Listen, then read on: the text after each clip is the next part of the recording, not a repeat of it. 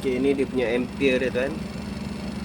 Ampere dia 3.79, 3.78. Dia punya ni pada nameplate dia 3.75. So sekarang ni 3.76, 3.75 macam tu lah. 3.75, 75, 76.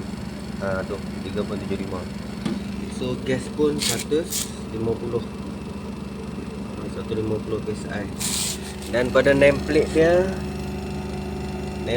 kalau kita tengok pun 3.75 ampere ni kan. Macam mana ni? Ni 3.75. Nampak kan? Tu dia punya ampere dia. Okey, alhamdulillah tuan.